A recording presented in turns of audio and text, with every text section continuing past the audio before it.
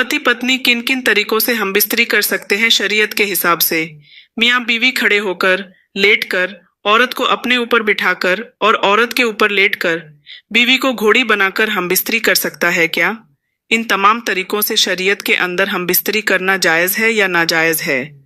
कुरान और हदीस में ऐसे 2 तरीके बयान कर दिए हैं जिन दोनों तरीकों से शौहर अगर अपनी बीवी से हमबिस्तरी करेगा, मर्द को भी खूब लज्जत हासिल होगी और औरत को भी खूब तस्कीन हासिल होगी। वीडियो को आखिर तक देखेगा, हम आपको अच्छी तरह से समझाएंगे। अल्लाह रब्बुल इज्जत ने मर्द और औरत को मुकम्मल तौर पर इख्तियार है कि वह दोनों एक दूसरे के जिस्म से मुकम्मल तौर पर फ़ायदा हासिल कर सकते हैं। जो गलत तरीका है, यानी पीछे के रास्ते से हमबिस्तरी करना। अगर मर्द अपनी बीवी को घोड़ी बनाता है, जैसा कि होता है, और वह पीछे से आगे की तरफ करता है, तो जायज़ है, यानी कि आप पीछे से नहीं कर सकते हैं। अगर आप पीछे से करते हैं, आपको उसी जगह को करना है जिस जगह से बच्चा पैदा होता है।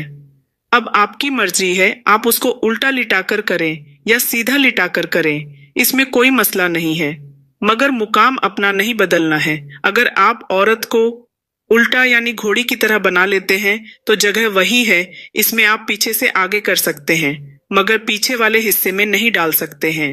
यानी शरीयत की बात आपको समझ आ गई होगी।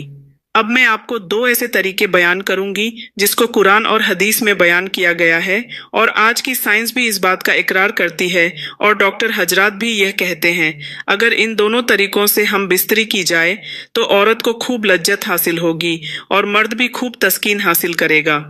आइए यह दोनों तरीके जानते हैं। पहला तरीका यह लिखा हुआ है कि औरत को नीचे लिटा ले, जैसे कि औरत को नीचे लिटा लिया और इसके ऊपर खुद लेट गए। इस तरीके के बारे में लिखते हैं मर्द ऊपर रहे और औरत नीचे रहे। तो इसमें एक फायदा यह है कि मर्द को हरकत करने का पूरा मौका मिलेगा, जिससे लज्जत हासिल होगी, और दूसरा फायदा यह है कि औरत पर थोड़ा सा वजन आएगा, जिसकी वजह से उसकी लज्जत में इजाफा होगा और वह जल्दी फारिग होगी, मतलब उसकी मनी निकलेगी। यानी इस तरीके से औरत का जल्दी फारिग होने का इनकम है यह तरीका कि औरत नीचे रहे और मर्द ऊपर रहे, क्योंकि औरत भी यही चाहते हैं। औरत बेचारी को क्या पता है कैसे करना है। जब वह नीचे रहेगी, इसकी वजह से उसको थोड़ी तकलीफ भी होगी, और इस तरीके से हमल रुकने का भी पूरा इनकम है। और इस तरीके से मर्द और औरत एक दूसरे से मुकम्मल तौर पर फायदा, लज्जत, तस्कीन हासिल कर सकते हैं। इसके बारे में एक माहिर डॉ क्या कहते हैं, मैं आपको पढ़कर सुना देता हूँ। डॉ क्या कहते हैं इस बारे में कि औरत पेट के बल लेटे और नीचे रहे और अपनी टांगों को फैलाएं कि मर्द उसके ऊपर इस तरह लेटे कि औरत की शर्मगाह से अपने शर्मगाह मिलाएं, हरकत करने लगे। इसके जरिए से क्या होगा कि मनी, यानी जिसको हम सेक्स बोलते हैं, वह औरत की बच्चेदानी में दाखिल की, यानी जो हमल रोकने का इनकम है वह ज्यादा से ज्यादा है।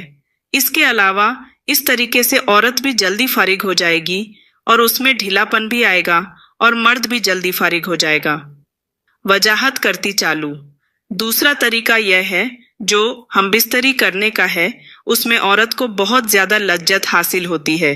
यानी जब औरत की दोनों रानों के बीच में, मतलब जब औरत अपनी दोनों टांगों को खोल देती है और मर्द इसके दोनों टांगों को ऊपर उठा ले और अपने कंधों पर रख ले, और फिर मर्द जो है इस तरीके से हम बिस्तरी करे।